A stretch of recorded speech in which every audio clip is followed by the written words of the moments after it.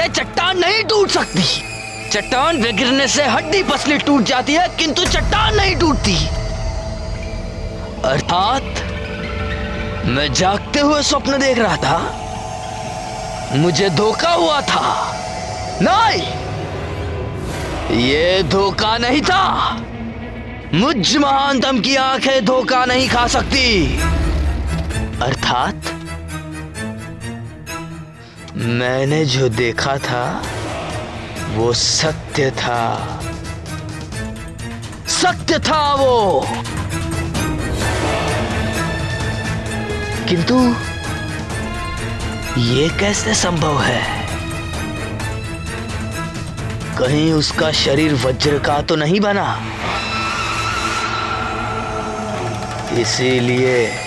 इसीलिए मेरे दिए हुए विष का विष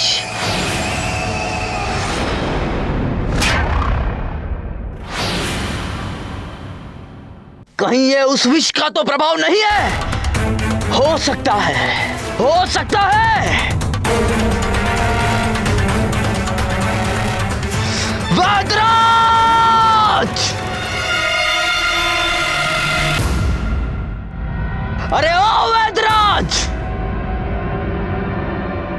कहां छुप कर बैठा है दुष्ट?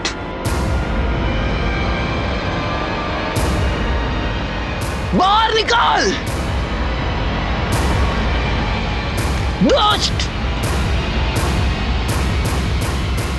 मैंने कहा बाहर निकाल। या बाहर निकाल।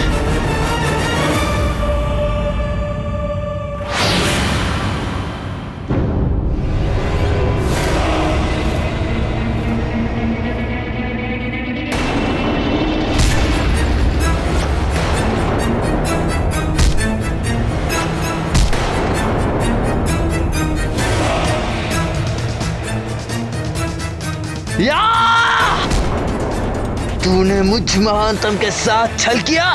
क्या मांगा था मैंने तुझे? एक ऐसा विष जिसे खाकर तत्काल मृत्यु हो जाती है। मरण आया और तूने मुझे क्या दिया? कौन सा चमत्कारी चूर्ण था वो? बता, नहीं तो आज मुझ महानतम के हाथों तेरी मृत्यु निश्चित है। बोल!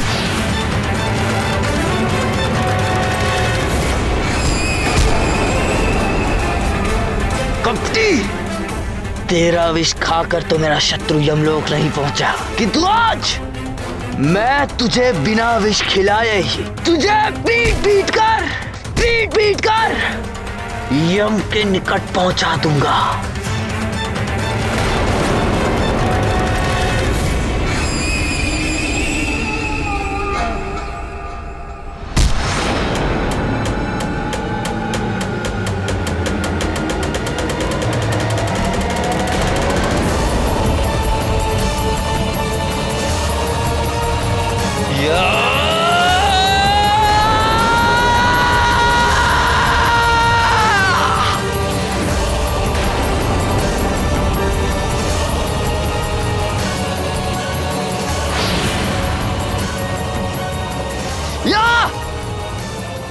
इस विद्रोही ने मेरे साथ छल किया है। छोड़ दो मुझे, छोड़ दो।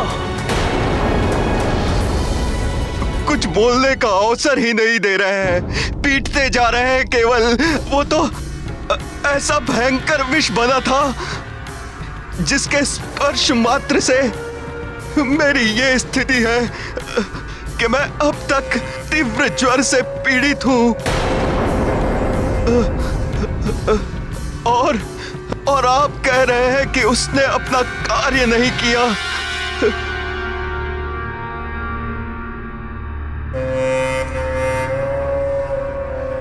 ये किस विष की बात कर रहे हैं बाली भैया? किसको विष दिया?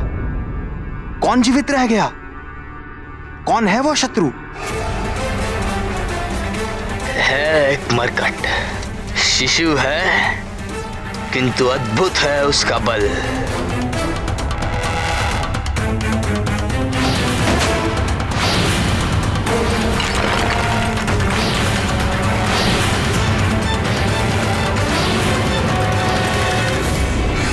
मैंने आपको बताया कि कैसे स्वयं देवर्षि नारद ने हनुमान लला को एक नाम दिया, सभी रानियों ने ये जानना चाहा कि नीलकंठ का अंश कैसे किसी विष से प्रभावित हो सकता है। मेरु राज्य में उत्सव की व्यवस्था होने लगी, परंतु दुष्ट वाली अब भी हनुमान के प्राण लेने के लिए व्याकुल था और राजमहल भी पहुंच गया। आज मैं आपको बताऊंगा महाबली हनुमान के बाल्यकाल से जुड़ी अन्य कथा। दूर हट, दूर हट। लो, भाग गई सारी कुदृष्टियां।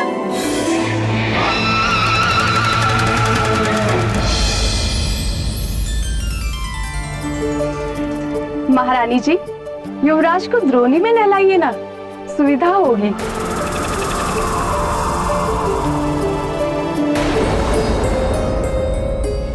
प्रातःकाल से आंजने मुझे कुछ भारी लगा।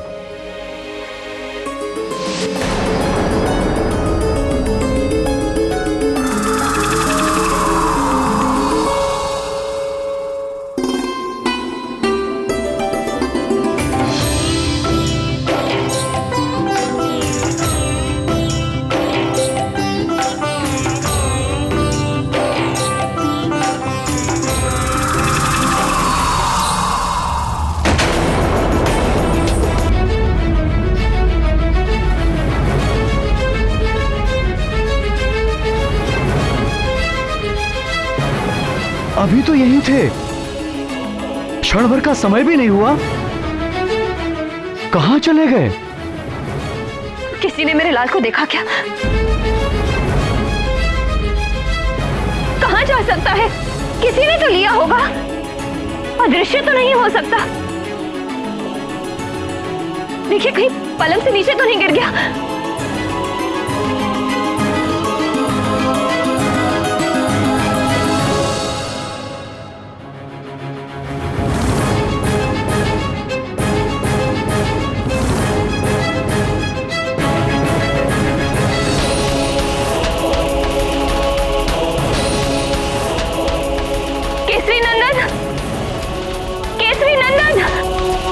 अंजने!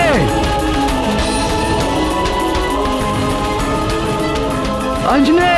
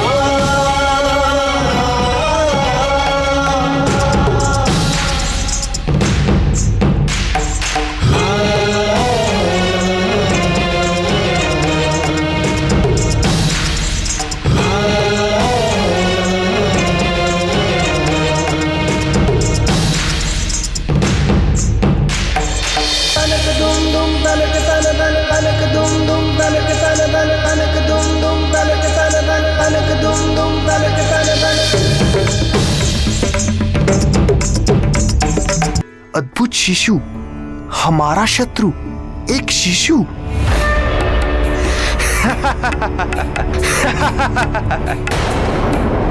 वाली भैया, मुझे आपसे ये आशा नहीं थी। अब आप शिशुओं से भी प्रतियोगिता करने लगे। ये कोई हंसने की बात नहीं है सुग्रीव। वो मरकट कोई साधारण शिशु नहीं है।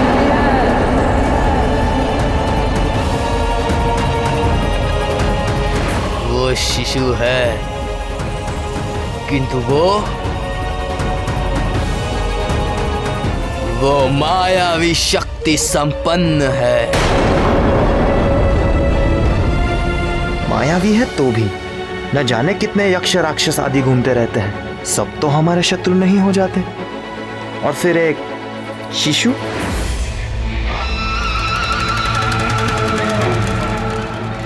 तुम समझते क्यों नहीं सुग्रीव? तुम मुझ महानतम के निर्णय पर संदेह कर रहे हो। तुम्हें क्या लगता है मैं महानतम अकारण किसी अजन्मे शिशु के प्राण लेने का प्रयत्न करूंगा? नहीं वाली भैया, मेरे कहने का ये अर्थ नहीं है।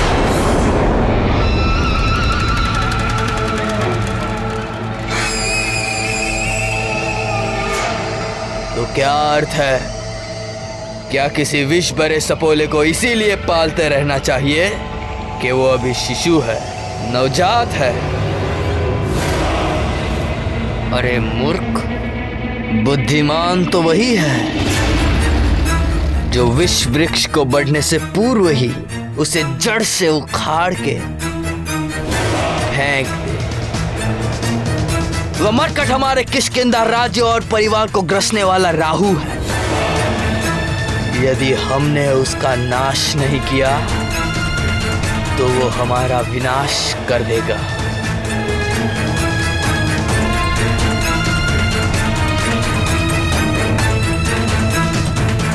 किंतु आप ये सब कैसे जानते हैं?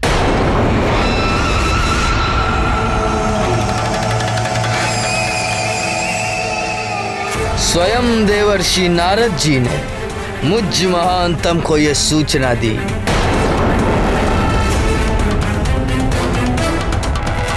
यदि ऐसा है तो भैया मैं भी आपके साथ हूं। किष्किंधा की रक्षा के लिए मैं अपने हाथों से उसकी जीवन लीला का अंत करूंगा।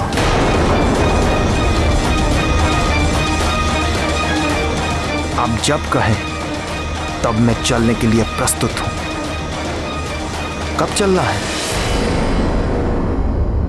कल भोर में ही।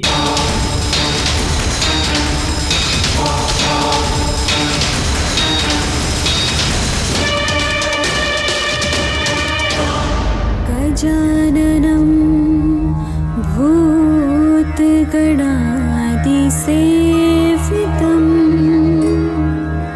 गजाननं भूतगणादिसेवितं कपित्थजम्बुफलचारुभक्षणम् उमासुतं शोकविनाशकारकम् नमामि विघ्नेश्वर पादपङ्कजम्।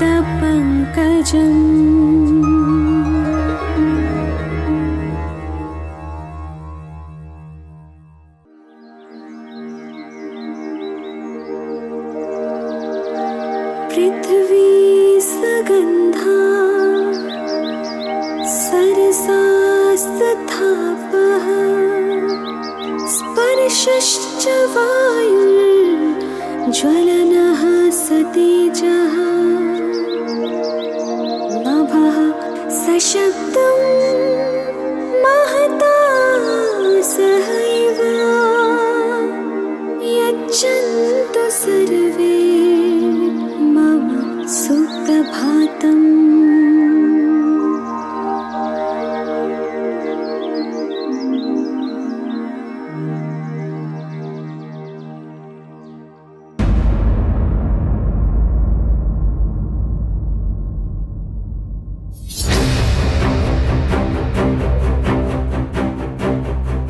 सोच कह रहे हो भैया? इधर चलते हैं। अरे बुद्धिहीन, यदि किसी सैनिक ने हमें देख लिया तो? पकड़े गए तो बंधक बना के रख लिए जाएंगे, और पहचाने गए तो? भैया मैं सोच रहा था सोचने का काम तुम मत करो सुग्रीव, वो तुम मुझ महानतम के लिए छोड़ दो। तुम केवल मेरी आज्ञा का पालन करो, समझे? जी भैया। भैया मेरे मन में एक विचार।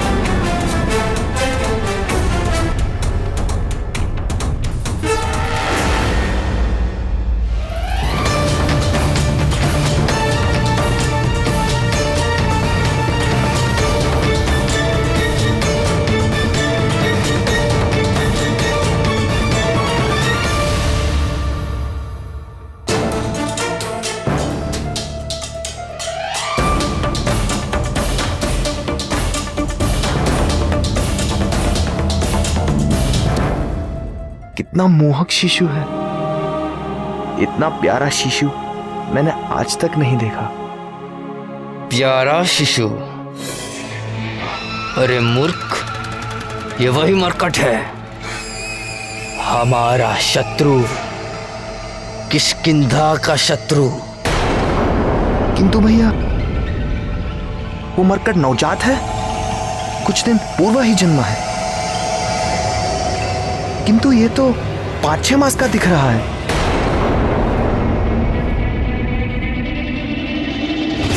ये तो सचमुच 6 मास जितना बड़ा है, किंतु ये कैसे संभव है? इसके जन्मे तो 5 दिन भी पूरे नहीं हुए।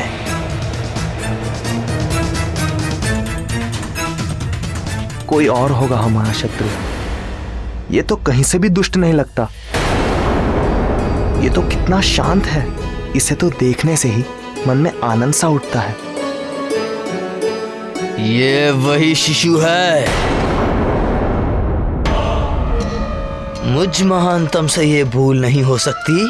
किंतु भैया किंतु कुछ नहीं, तू जानता नहीं, ये दुष्ट बड़ा ही भयानक मायावी है।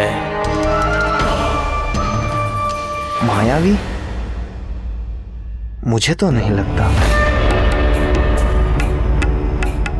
जब तक प्राणी का कर्म शुद्ध नहीं रहता। स्नान अब कर लीजिए थोड़ा ध्यान, हार कंठ में कुंडल कान, कितने सुंदर है मुस्कान।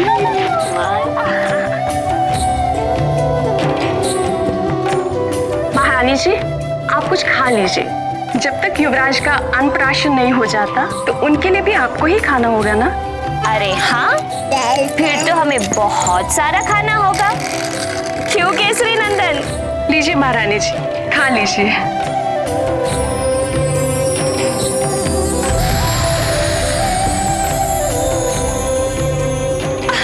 नहीं नहीं नहीं, अभी नहीं। ढाई माँ आप भी खाइए ना। अभी नहीं, अन्नप्राशन के बाद।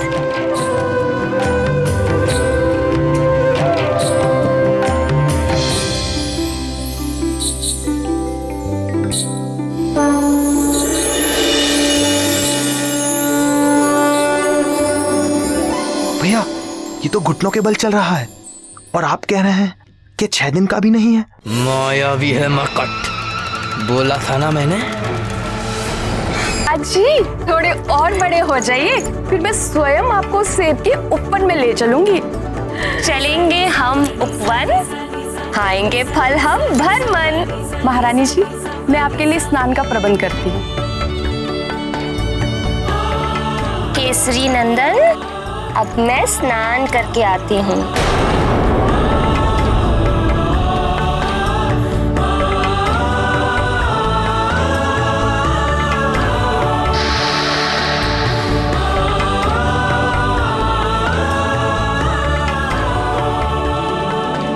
अब माँ जा रही है करने स्नान, और आप कीजिए कुछ क्षण आराम। चलो चलो लेट जाओ।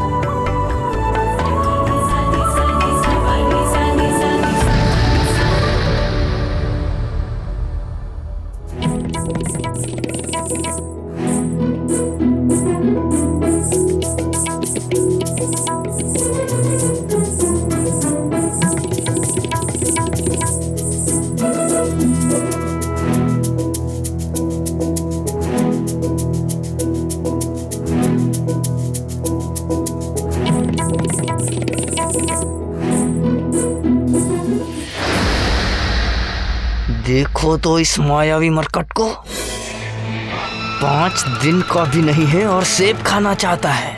किंतु भैया,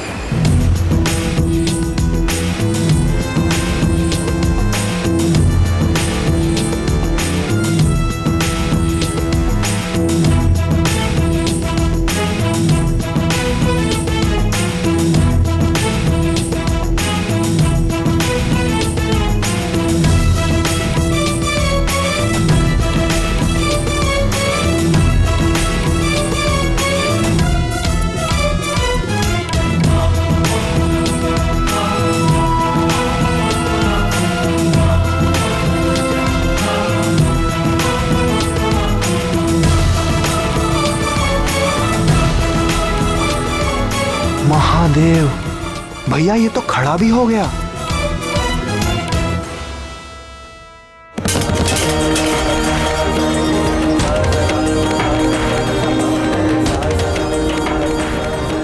ये तो सच में चमत्कारी शिशु है। चमत्कारी नहीं मंदबुद्धि,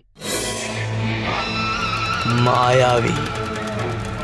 स्वयं देवर्षि नारद जी ने मुझे कहा कि ये मरकट तेरे पतन का कारण बनेगा। मेरे होते हुए आपका पतन? कभी नहीं।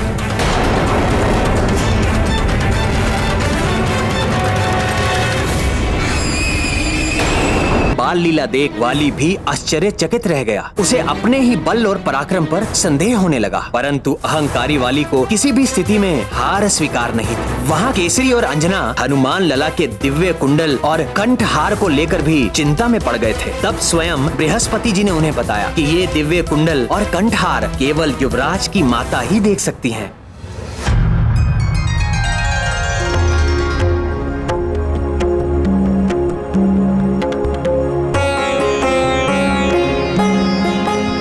लीजिए पितामह, आपके लिए। सौभाग्यवती भव।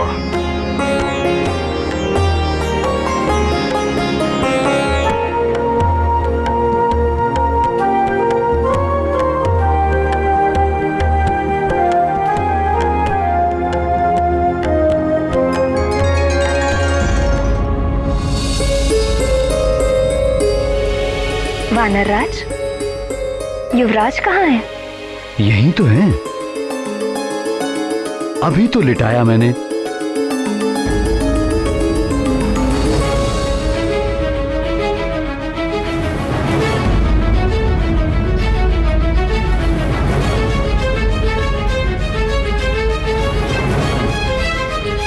और धूर्त है सुग्रीव उतना ही निश्चल और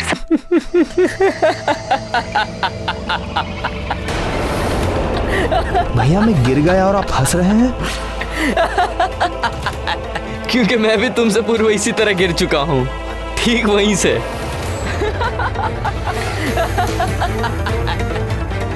कौन है वहां? कौन है? कहां गए? ये शब्द तो यहां से आ रहे थे, कहां गए?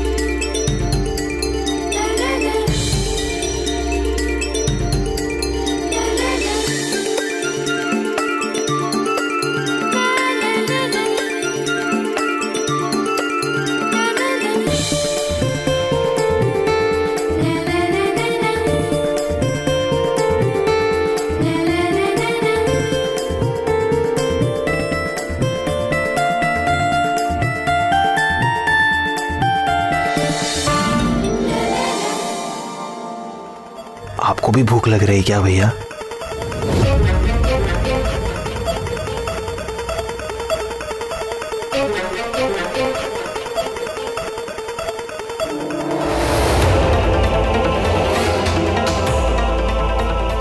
आपने मेरे प्रश्न का उत्तर नहीं दिया भैया।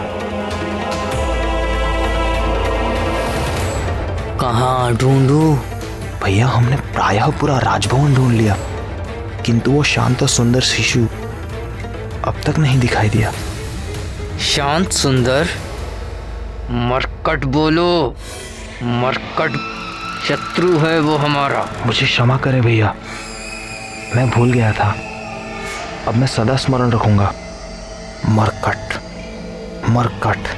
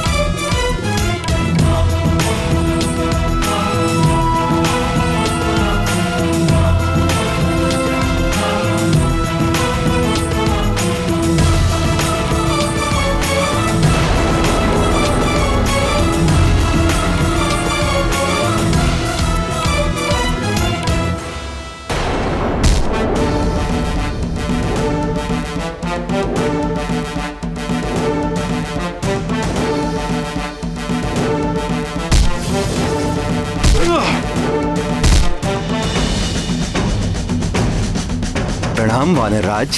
आइए अमात्य, कल युवराज के षष्ठी संस्करण की सारी व्यवस्था हो गई? जी वानरराज, आपसे कुछ परामर्श करना था। किस विषय में? 10वें दिन के नामकरण और संस्कार के लिए अतिथि की सूची के विषय में। सर्वप्रथम युवराज के नाना वानरराज कुंजर। वानरराज, मैंने तो उनका नाम सर्वप्रथम लिख लिया था। अयोध्या नरेश महाराज दशरथ से आरंभ करके अंग, उत्कल, कंबोज, कैकई, काशी, मिथिला, सोबीर, चैदियर,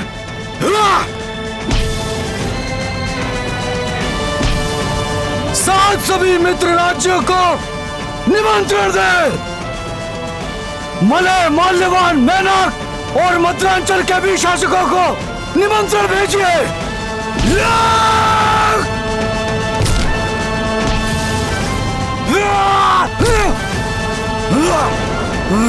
परम पूज्य ऋषि पनग, ऋषि मगध और ऋषि अगस्त को तो आना ही होगा। साथ ही दंडकानन, मतंगारण्य तथा नैमिषारण्य में तपस्या कर रहे सभी ऋषियों को संदेश दीजिए कि युवराज को आशीर्वाद देने अवश्य पधारें। और हमारे सीमावर्ती किष्किंधा के राजा ऋक्षराज और उनके पुत्र वाली और सुग्रीव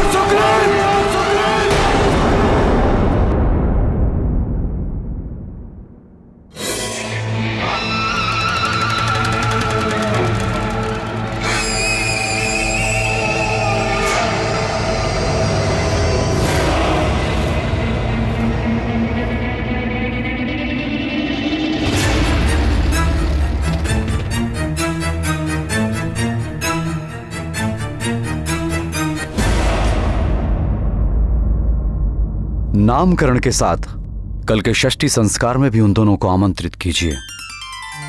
प्रणाम महाराज।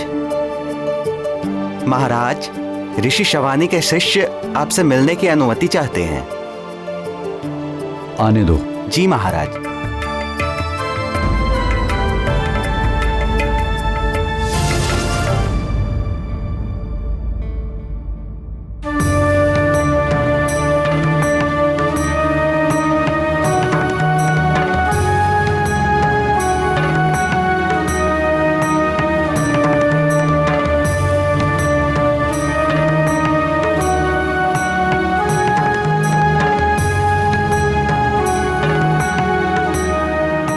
प्रणाम महाराज।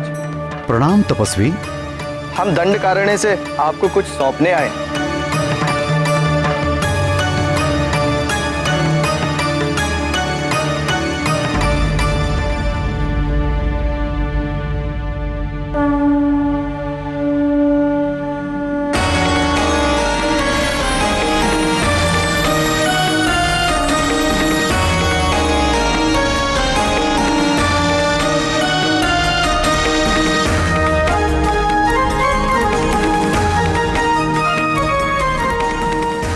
यह अष्ट धातु से निर्मित एक सिद्ध गदा है महाराज। हमारे गुरु के गुरु ने यह गदा तपस्या करके स्वयं दिव्य शक्तियों से प्राप्त की थी महाराज। किस प्रयोजन से?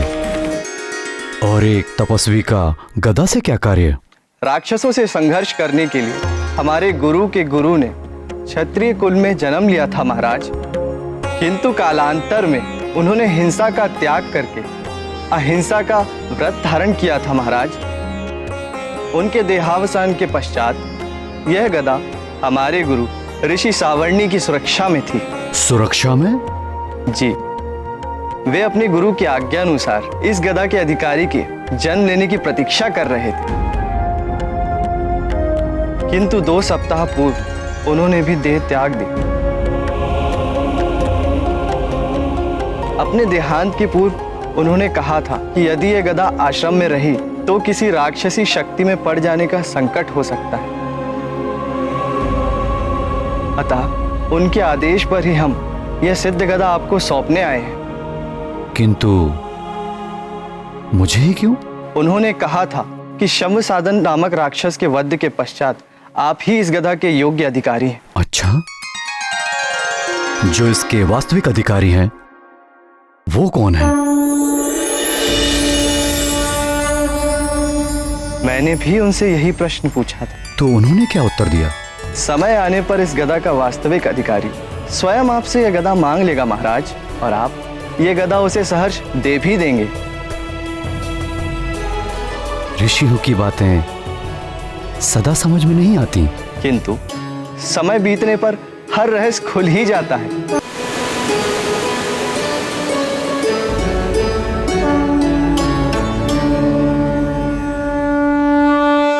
किंतु इस गदा में क्या विशेष है? वानर राज, यह अमोघ गदा है। अपने लक्ष्य पर चोट करने के पश्चात वापस अपने स्वामी के हाथों में लौट आते हैं। और दूसरी विशेषता इसकी यह है महाराज कि इससे टकराने वाला चाहे वो कठोर से कठोर तत्व से ही क्यों ना बना हो, इससे टकराकर खंड खंड हो जाता है।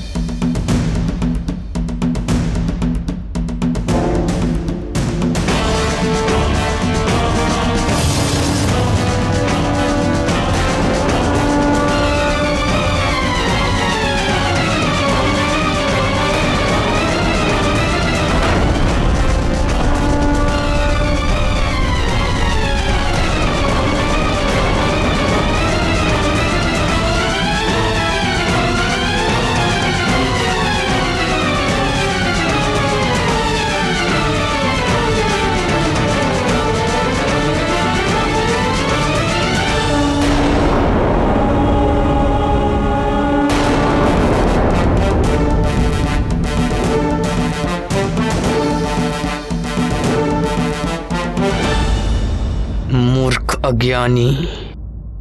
अब मैंने क्या किया भैया? मैं तो कब से यहाँ पे चुपचाप खड़ा हूँ। तुम नहीं, ये तपस्वी इतना भी नहीं जानता कि इस गदा का योग्य अधिकारी कौन है। कौन है भैया? कौन है? मैं महानतम। और कौन? वो तो आप हैं भैया। ये गदा तो किष्किंधा में होनी चाहिए। मेरे पास मुझ महानतम के हाथ में।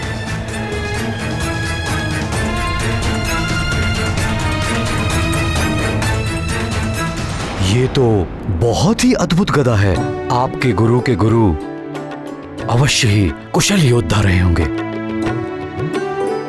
मैं आपका धन्यवाद करता हूं। बताइए इस गदा का मैं कैसे प्रतिदान करूं? नहीं महाराज, हमें कोई प्रतिदान नहीं चाहिए। आप राक्षसी आक्रमण और आतंक से निर्दोष मनुष्यों व प्राणियों की रक्षा जैसे करते आए वैसे ही करते रहे। यही हमारे गुरु की इच्छा थी। प्रजा की रक्षा करना राजा का कर्तव्य होता है और ऋषियों को दान करना भी राजा का कर्तव्य है। मंत्री जी। महाराज। इन युवा तपस्वियों को हमारी ओर से 1 सहस्त्र स्वस्थ गायें प्रदान करें। अब आप लोग विश्राम करें और कुछ दिनों तक हमारे अतिथि बनकर रहें। आपकी जय हो राजन। परम शक्तिशाली ईश्वर आपकी भुजाओं में और बल दे, आपके वंश को बढ़ाए और सदैव सुरक्षित रखे।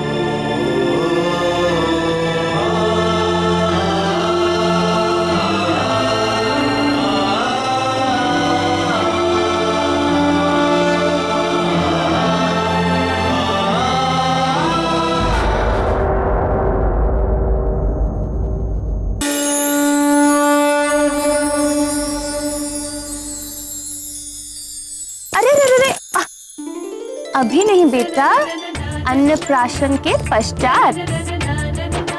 आ जाओ।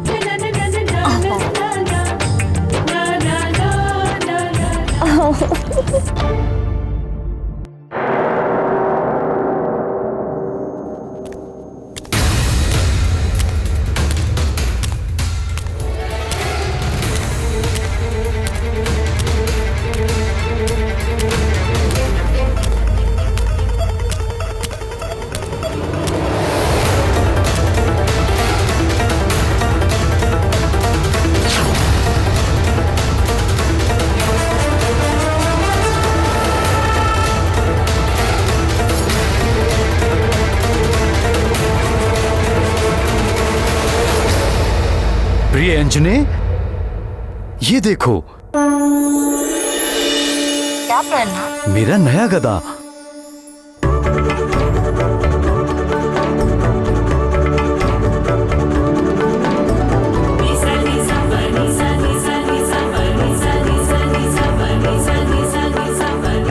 जानती हो इसकी विशेषता क्या है? क्या आर्यपुत्र? ये अमोघ गदा लक्ष्य पर चोट मारकर स्वामी के हाथों में स्वयं वापस आ जाता है। और उससे भी अधिक विशेषता है, ये कठोर से कठोर शस्त्र को एक ही टक्कर में खंड खंड कर देता है।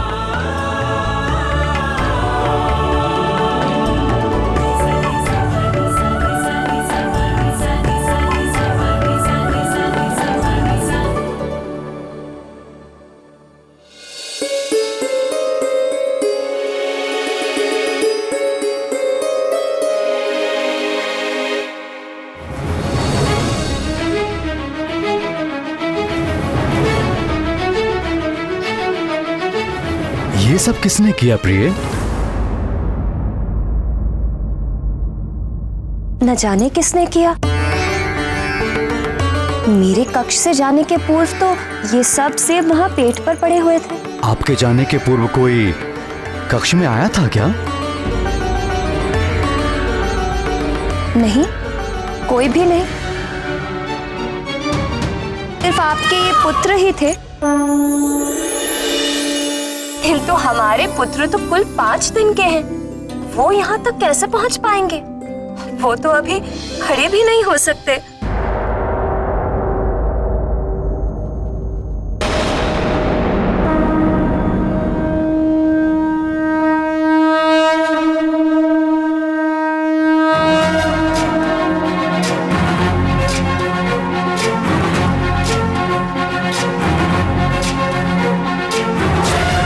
ज्ञान गुण सागर जय कपे सति लोक उजागर जय हनुमान ज्ञान गुण सागर जय कपे सति लोक उजागर रामदूत अतुलित बल धामा अंजनी पुत्र पवन सुत नामा महावीर विक्रम बजरंगी कुमति निवार सुमति के संगी जय हनुमान ज्ञान गुण सागर जय कपे सति लोक उजागर जय हनुमान ज्ञान गुण सागर जय कपे सति नाथ, उजागर कंचन वरण विराज सुबेसा ये देखिए।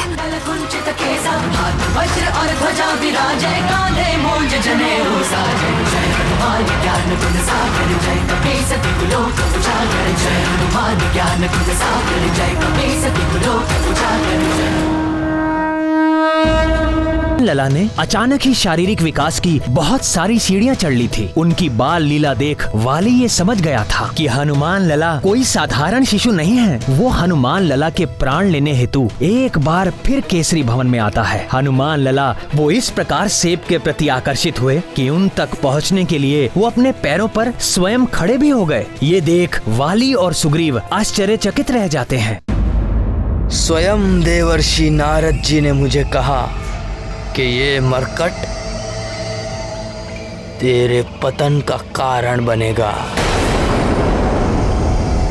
मेरे होते हुए आपका पतन?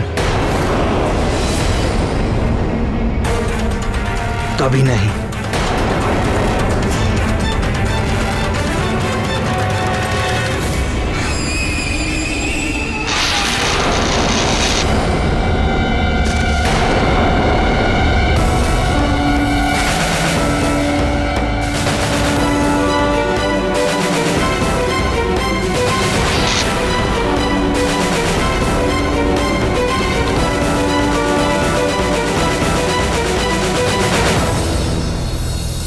वाली जितना दुष्ट और धूर्त है, सुग्रीव उतना ही निश्चल और सरल।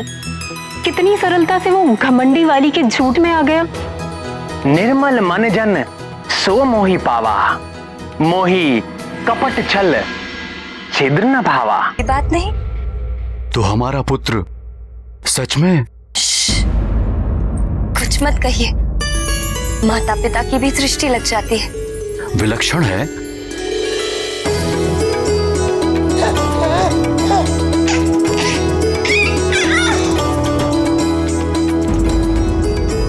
क्यों ना हो विकास ऐसा? पुत्र किसका है? अब आप समझे मैं सदा इसे केसरी नंदन क्यों कहती हूँ? मेरा तो है ही। दीन वत्सल भगवान भोलेनाथ शंकर का भी पुत्र है।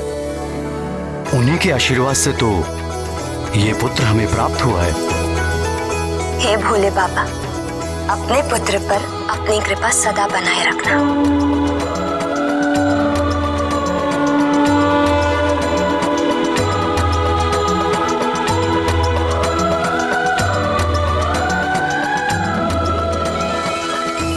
आज तो मुंह मीठा करने के दो कारण हैं। दो?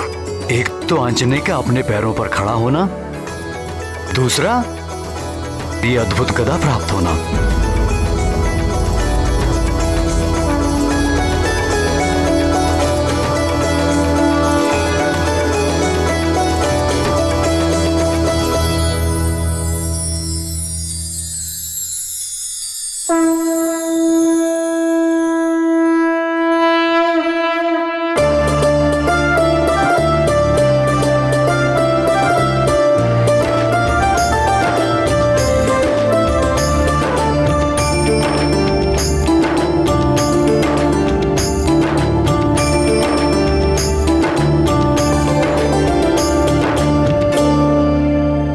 मैंने सुना था कि पुरुष कभी बड़े नहीं होते, सदा बालक बने रहते हैं। आज साक्षात देख भी लिया।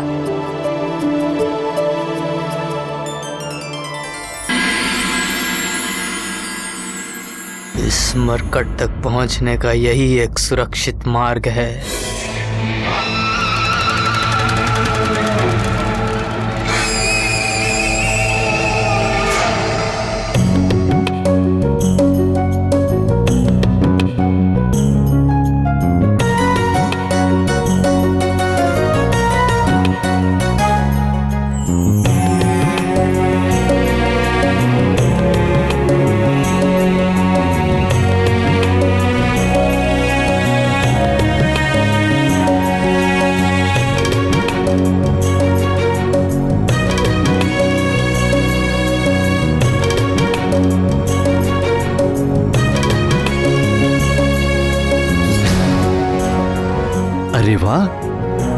गदा चाहिए? पक्के योद्धा के लक्षण हैं, किंतु अभी आप छोटे हो युवराज। थोड़े बड़े हो जाओ, फिर जितने कहोगे उतने गदा ला देंगे। अच्छा, ये गदा? आप कहोगे तो ये गदा भी आपको दे देंगे, किंतु उससे पहले आपको हमारी तरह बलशाली होना होगा। व्यायाम करके, खा पी के। खाने से याद आया, हमें बड़ी प्रबल भूख लगी है। हम अभी आते हैं। हाँ,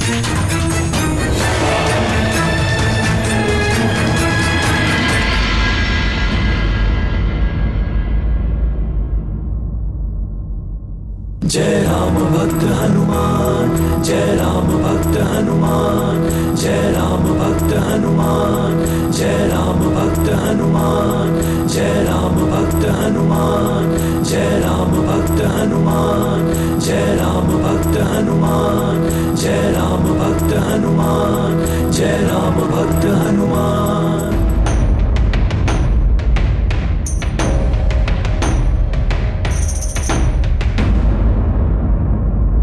जय राम भक्त हनुमान, जय राम भक्त हनुमान, जय राम भक्त हनुमान, जय राम भक्त हनुमान, जय राम भक्त हनुमान, जय राम भक्त हनुमान, जय राम भक्त हनुमान।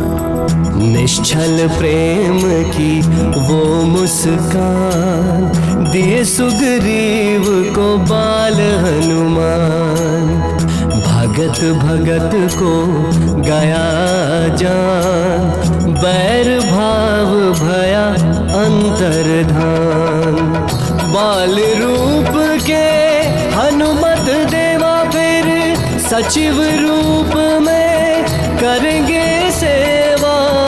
मुक्ति दिलाए जन्म मरण से, सुग्रीव मिलाए श्री राम चरण से। हनुमान, जय राम भक्त हनुमान, जय राम भक्त हनुमान। सुग्रीव को अपने षड्यंत्र में मिलाने के लिए वाली को कितना कपट और धूर्तता करनी पड़ी, और हनुमान लला ने उसी सुग्रीव को एक मोहिनी मुस्कान से ही अपने निर्मल प्रेम के वश में कर लिया।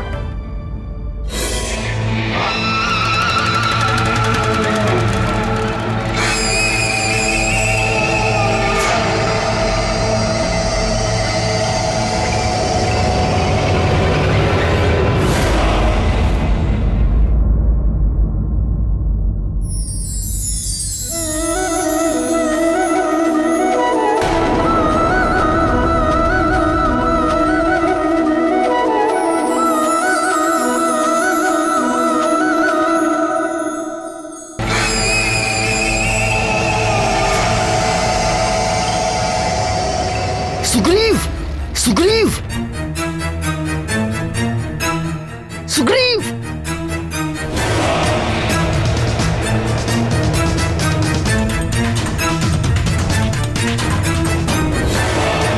सुग्रीव, सुग्रीव, अब इस मरकट को गोद में उठाकर मूर्ति की तरह क्या खड़े हो? काम हो गया, चलो।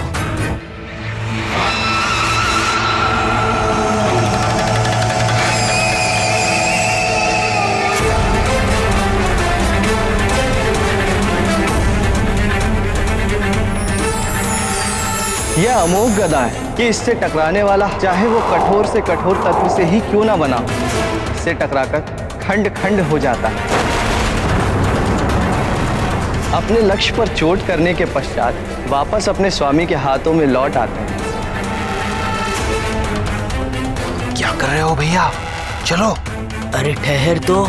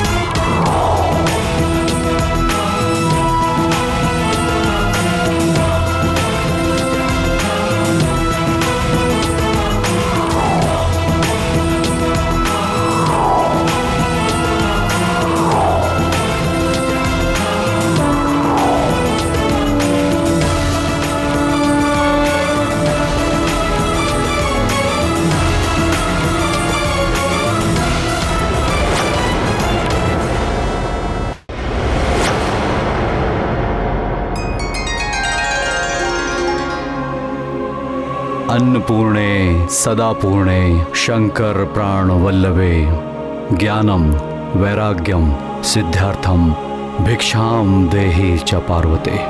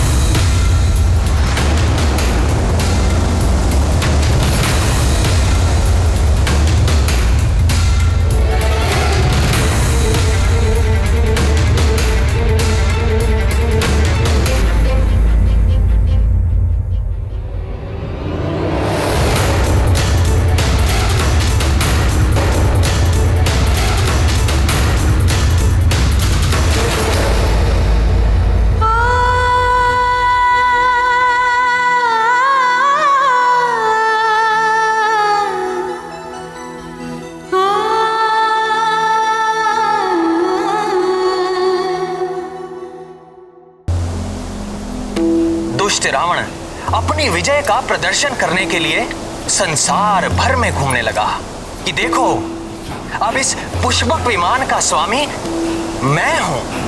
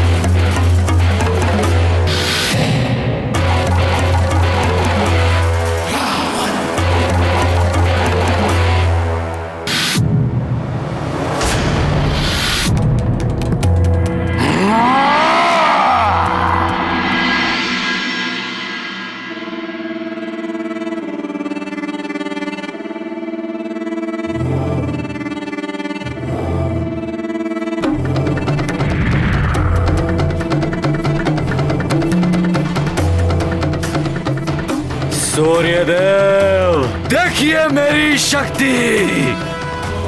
ये दिव्य पुष्पक विमान भी अब मेरी इच्छा का दास है, जो आपके प्रकाश के मार्ग को रोक कर खड़ा है।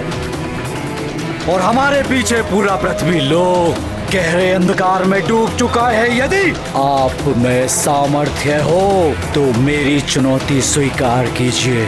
आप अपनी शक्ति लगाइए, मैं अपनी शक्ति लगाता हूं।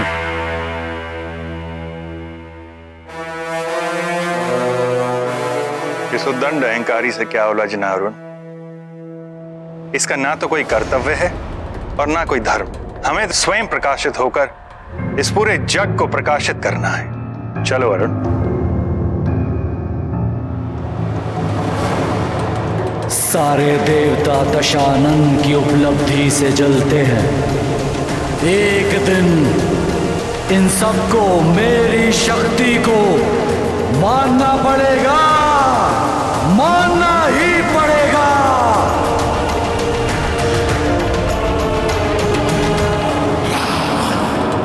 प्राप्ति हेतु अंजना ने 12 वर्षों की कठिन तपस्या की और परिणाम स्वरूप महादेव ने स्वयं उन्हें अपने दर्शन दिए और वायुदेव द्वारा अपने अंश को उन तक पहुंचाया। सभी देवियां अंजना की गोद भराई के लिए स्वयं उपस्थित हुईं, परंतु दुष्ट वाली गर्भ में ही हनुमान लला की हत्या करना चाहता था और इसलिए उसने अंजना को विष दे दिया। फिर माता लक्ष्मी उपस्थित हुई और उन्हें मृत्यु के मुख से बाहर निकाला। हनुमान लला के जन्म लेते ही पूरी पृथ्वी उनके तेज से रोशन हो गई। बाल हनुमान का बल देख वाली को अपने पराक्रम पर संदेह हो उठा और उसे बाल हनुमान में अपना शत्रु दिखने लगा। हनुमान लला के दिव्य रूप के कारण अचानक ही उनका अद्भुत शारीरिक विकास होने लगा और वो कुछ ही दिनों में अपने पैरों पर खड़े भी हो गए।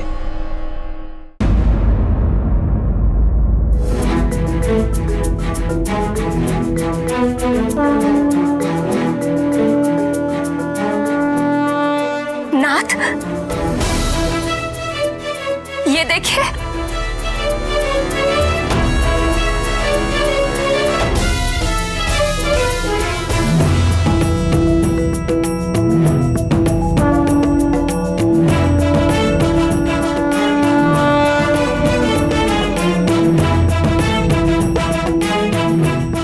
सर्वप्रथम भार में वृद्धि और अब खड़े भी होने लगे, वो भी अपने आप, बिना किसी की सहायता के। केवल 5 दिन में इतना विकास?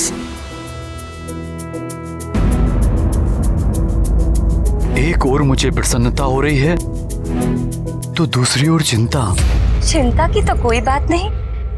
तो हमारा पुत्र सच में? कुछ मत कहिए। दिव्य पुष्पक को ये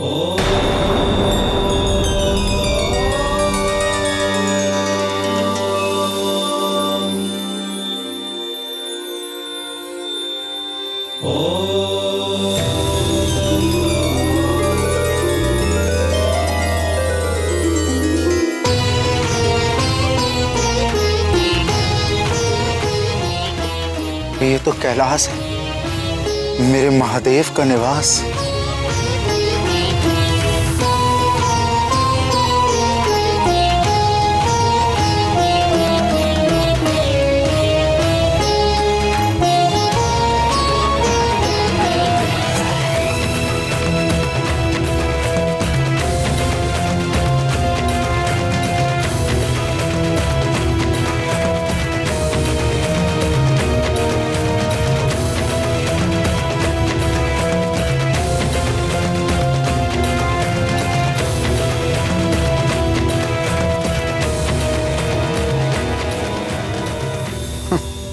ये तो नंदी बैठे।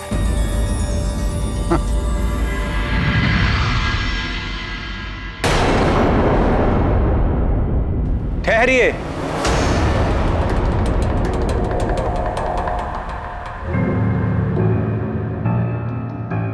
आगे जाने की अनुमति नहीं है। जाओ मेरे मार्ग से, जानता नहीं मैं कौन हूं। आप कोई भी हो, किंतु आगे किसी को भी जाने की आज्ञा नहीं है। कृपया आप वापस लौट जाएं। मुझे आज्ञा देने का दुस्साहस कर रहे हो? मैं केवल अपने स्वामी की आज्ञा का पालन कर रहा हूं। और मैं केवल तेरे स्वामी के कारण तुझ पर दया कर रहा हूं। महादेव को जो आदेश देना होगा वो स्वयं मुझे देंगे। स्वयं भगवान भोलेनाथ का ही आदेश है कि वो अभी किसी से नहीं मिल सकते। हट जा।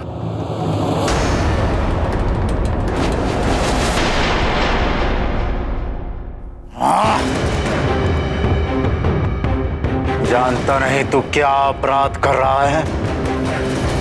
महादेव के परम भक्त को उनसे मिलने से रोक रहा है। स्वयं को महादेव का बड़ा परम भक्त मानते हो और इतना भी नहीं समझते कि भक्त जब उपासना में हो तो भक्त और इष्ट के बीच में नहीं जाया करते और कैलाशपति के कैलाश में आकर अहंकार का त्याग नहीं करते। स्वयं एक मूढ़ पशु होकर मुझे शिक्षा दे रहा है। चल हट। भगवान भोलेनाथ अपने भक्तों के भाव को देखते हैं, उनके रूप रंग और आकार को नहीं। स्वयं को महादेव का सबसे बड़ा भक्त मानते हो तो ये कैसे भूल गए कि कैलाशपति महादेव का एक नाम पशुपति भी है। वे सृष्टि के सारे जीवों के अधिपति हैं और सृष्टि के सारे जीव उन्हीं की शरण में जाते हैं। मैं चाहूं तो अभी तुझे कठोर दंड देकर सदा के लिए शांत कर दूं। पर तेरे जैसे तुच्छ पशु से उलझकर मैं जगत में निंदा का पात्र नहीं बनना चाहता। तू मुझे मेरे आराध्य के दर्शन से नहीं रोक सकता। चल हट जा।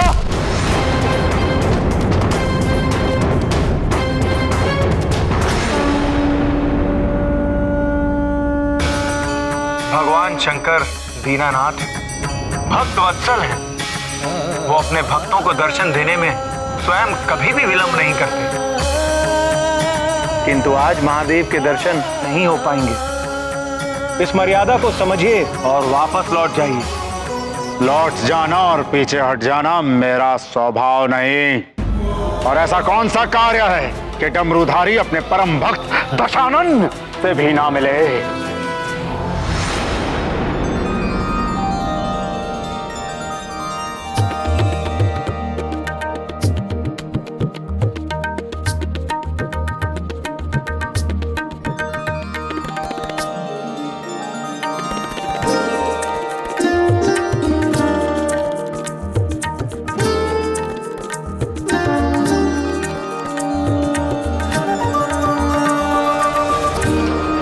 भगवान भूतपति माता जगदम्बा के साथ एकांत में क्रीड़ा मग्न है। इसी कारण कैलाश में किसी का भी प्रवेश वर्जित है।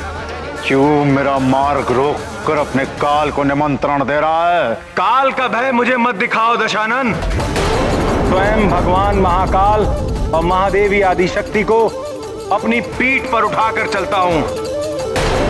और ये भी समझ लो कि नंदी किसी भी स्थिति में तुम्हें अपने स्वामी की आज्ञा का उल्लंघन नहीं करने देगा।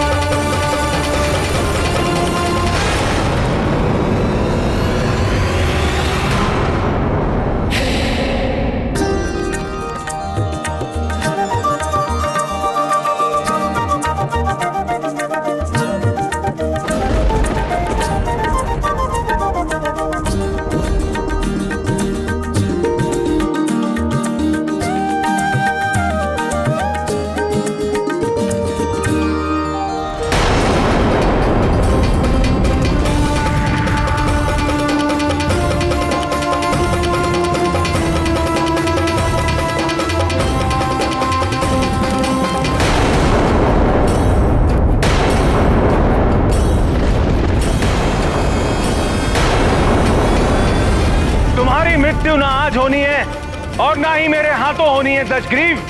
तुम व्यर्थ ही मुझसे संघर्ष करके केवल महान पीड़ा के भागी बनोगे।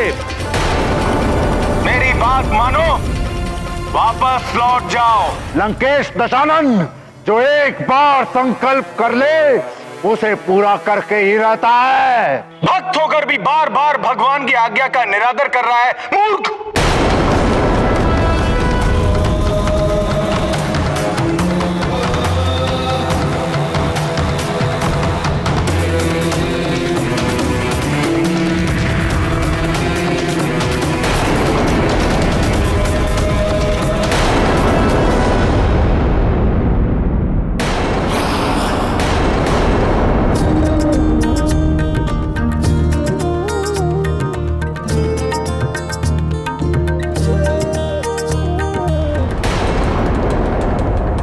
मैं तो तुझे बैल समझा था, पर तू बैल नहीं वानर है। हाँ, वानर है तू। वानर के समान उड़कता है, वानर के समान उछलता है। तेरा बल तो वानर जितना भी नहीं। और चला है लंकाधिपति दशानन का परास्त करने।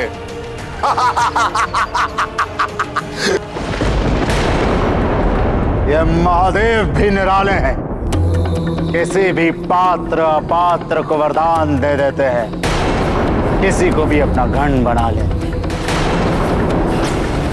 तेरे जैसे वानर बुद्धि को अपना द्वारपाल नियुक्त कर लेते हैं।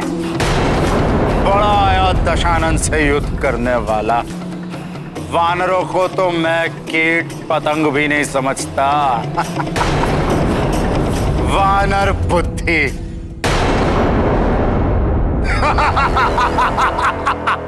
मैं तो प्रभु भोलेनाथ की आज्ञा का पालन कर रहा हूं, लेकिन तुम्हें इसमें वानर बुद्धि दिख रही है। तो सुनो दशानन, जिन वानरों को तुम इतना तुच्छ समझते हो, उन्हीं वानरों के सम्मुख तुम घुटने टेकने पे विवश हो जाओगे। तुम्हारा अहंकार, तुम्हारी कीर्ति और तुम्हारी प्रतिष्ठा सब उन्हीं वानरों के पैरों तले कुचला जाएगा। हनुमान ज्ञान गुण सागर जय कपी सती लोक उजागर जय हनुमान ज्ञान वानर ही तुम्हारा सारा ऐश्वर्य और तुम्हारी पाप की लंका को जलाकर भस्म कर देंगे। पवन सुत नामा महावीर विक्रम बजरंगी कुमति निवार सुमति के संगी जय हनुमान ज्ञान तुम्हारे राक्षस कुल का सर्वनाश और तुम्हारी मृत्यु का प्रमुख साधन होंगे ये वानर।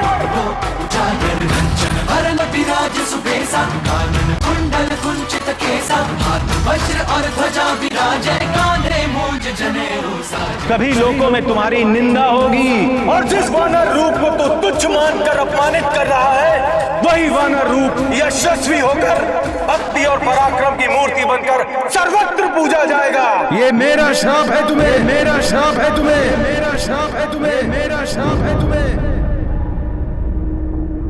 सभी लोगों में तुम्हारी निंदा होगी और जिस वानर रूप को तो तुच्छ मानकर अपमानित कर रहा है वही वानर रूप यशस्वी होकर भक्ति और पराक्रम की मूर्ति बनकर सर्वत्र पूजा जाएगा। ये मेरा श्राप है तुम्हें, मेरा श्राप है तुम्हें।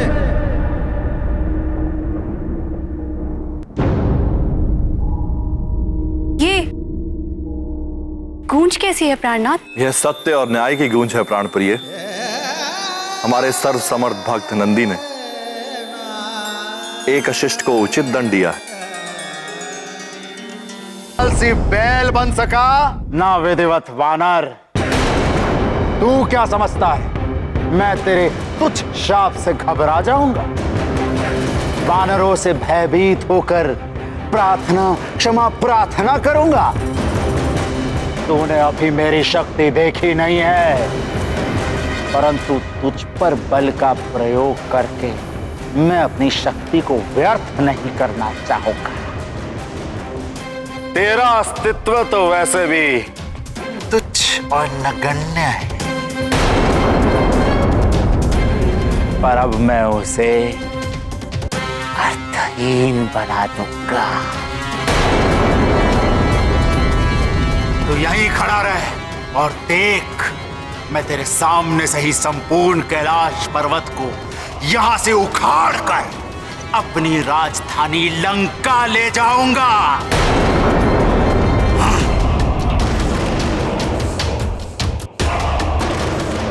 हे महाकाल, मैंने इन्हें रोकने का बहुत प्रयत्न किया, अब आप ही हमारी सहायता करें प्रभु।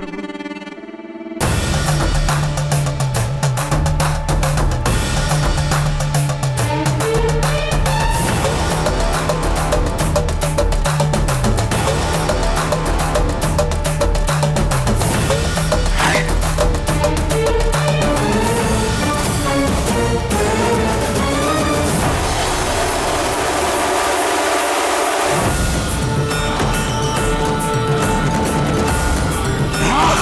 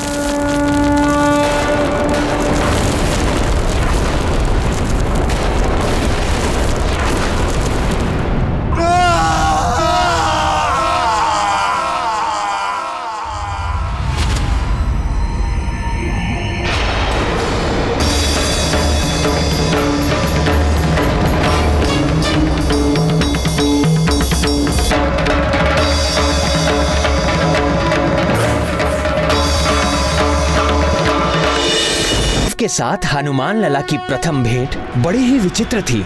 उनके दिव्य आकर्षण ने सुग्रीव को बेहद प्रभावित कर दिया था। हनुमान लला ने अपने पिता के दिव्य गदे को अपने नन्हे हाथों से इस प्रकार उछाला जैसे वो कोई खिलौना हो। ये देख सभी आश्चर्यचकित रह किया था। पापी रावण ने धनेश कुबेर को पराजित कर उसका दिव्य पुष्पक विमान छीन लिया था और अपने मध्य में चूर वो सूर्य देव को भी चुनौती दे बैठा।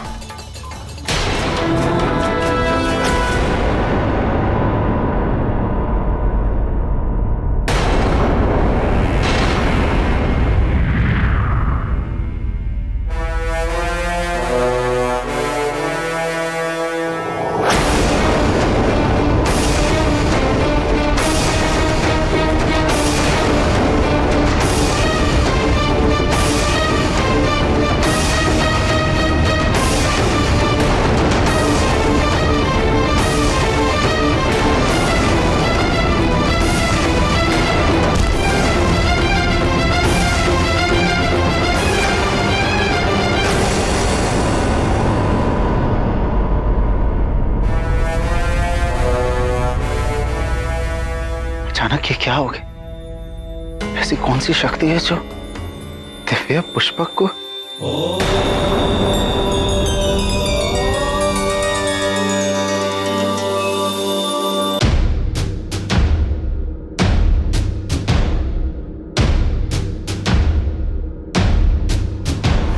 जटाटवीकलज्ज्वल प्रवाहभावितस्थले कलेवलम्ब्य लम्बितां भुजङ्गतुङ्गमालिकां डमड्डमड्डमड्डमन्निनादमड्डवर्वयं चकार चण्डताण्डवं तनोतु नः शिवः शिवम्।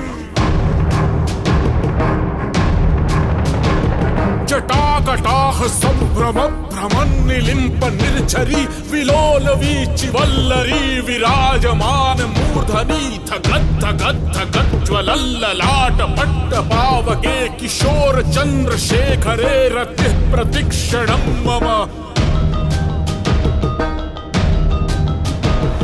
धराधरेन्द्र नन्दिनी विलास बन्धु बन्धुरः स्फुरद्दिगन्त सन्तति प्रमोदमान मानसे कृपा कटाक्ष धोरणी निरुक्त दुर्धरापदी क्वचित् दिगम्बरे मनो विनोदमेतु वस्तुनि।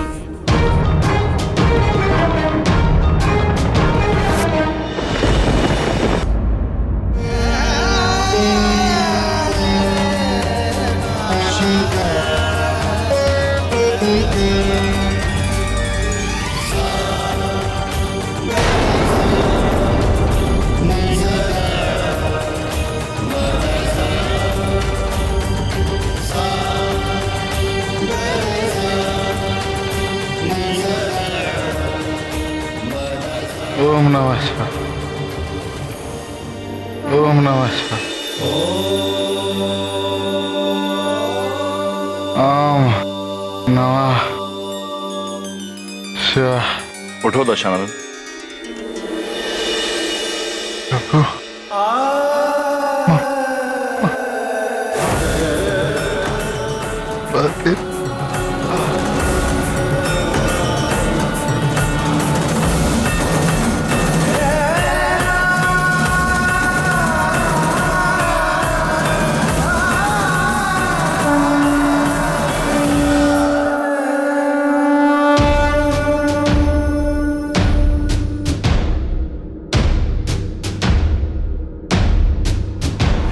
जटाटवीकलज्ज्वल प्रवाहभावितस्थले कलेवलम्ब्य लम्बितां भुजङ्गतुङ्गमालिकां डमड्डमड्डमड्डमन्निनादमड्डवर्वयं चकार चण्डताण्डवं तनोतु नः शिवः शिवम्। जटाकटाह संभ्रम भ्रमन्निलिम्प निर्झरी विलोल वीचि वल्लरी विराजमान मूर्धनि धगत् धगत् धगत् ज्वलल्ललाट पट्ट पावके किशोर चन्द्रशेखरे रतिः प्रतिक्षणं मम।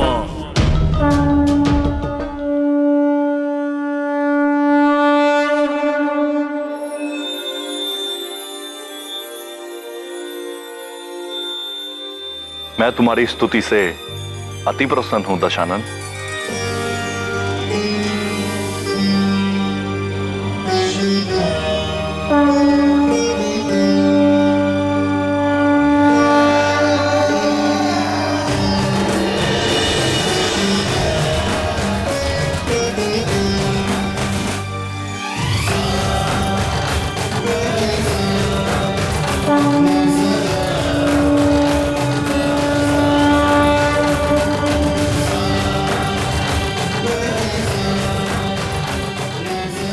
यह चंद्रहास खड़ग अजय है और यह तुम्हारे शत्रुओं पर साक्षात काल बनकर गिरेगी, किंतु तभी तक जब तक कि तुम धर्म के पक्ष में रहोगे, अन्यथा इसकी अपराजयता जाती रहेगी।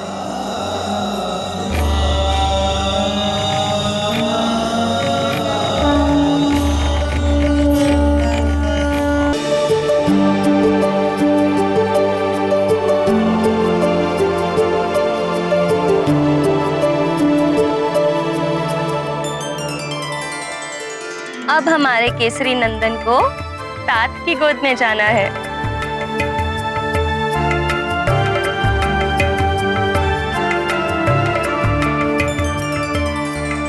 मैं गोद में ले तो लूं, लेकिन ये मेरे पास टिकेगा? बहुत चंचल है हमारा केसरी नंदन। दीजिए, इसे मुझे दीजिए, मैं इसे अभी सुला देती हूँ।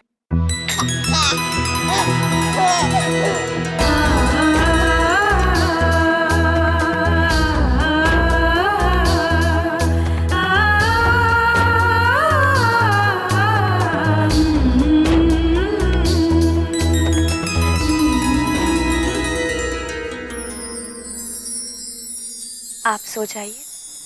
और तुम? इसको सुलाने के बाद अभी जल्द ही सो जाएगा।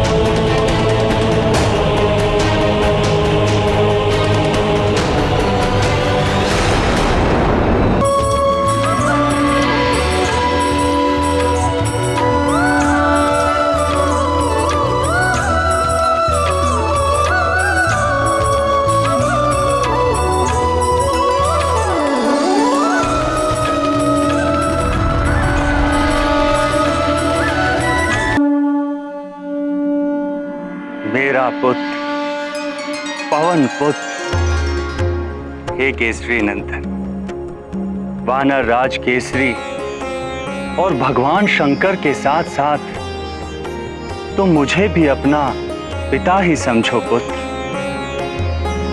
क्योंकि तुम्हारे जन्म की प्रक्रिया में मेरी भी भूमिका है।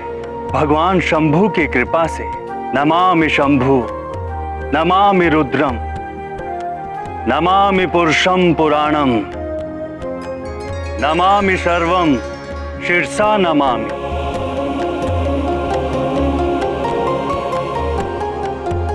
ये जो तुम्हारी चंचलता है ना पुत्र, ये भी मेरा ही गुण है। वायु का स्वभाव ही है कभी एक स्थान पर ना ठहरना, सदैव गतिशील रहना।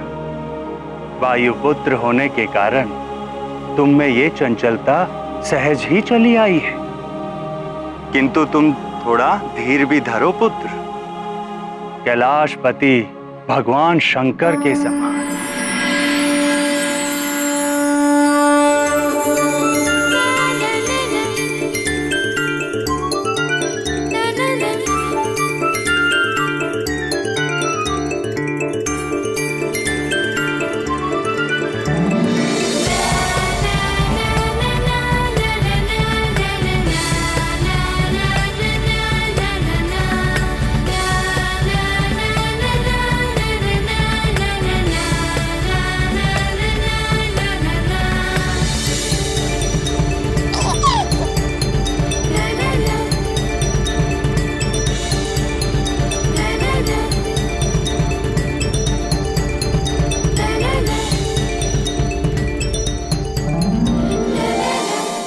रावण कैलाश जा पहुंचा, परंतु महादेव के भक्त नंदी ने उसका मार्ग रोक लिया। ये देख रावण क्रोधित हो गया और अपनी दिव्य शक्तियों से नंदी पर आक्रमण कर दिया, परंतु नंदी भयभीत नहीं हुआ और डटकर रावण का सामना किया। रावण संपूर्ण कैलाश पर्वत को अपने हाथों से उठाने का प्रयास करने लगा। कैलाश पर अपने नृत्य साधना में मग्न महादेव को जब इस बात का आभास हुआ तो वो भी क्रोधित हो उठे और उन्होंने अपने पैरों के अंगूठे तले उस पर्वत को दबा दिया। कुछ क्षण पहले जो अपने बल पर अभिमान कर रहा था, वो भगवान महादेव के पैर के अंगूठे का एक हल्का सा दबाव भी सहन न कर सका और पीड़ा से चिल्लाने लगा।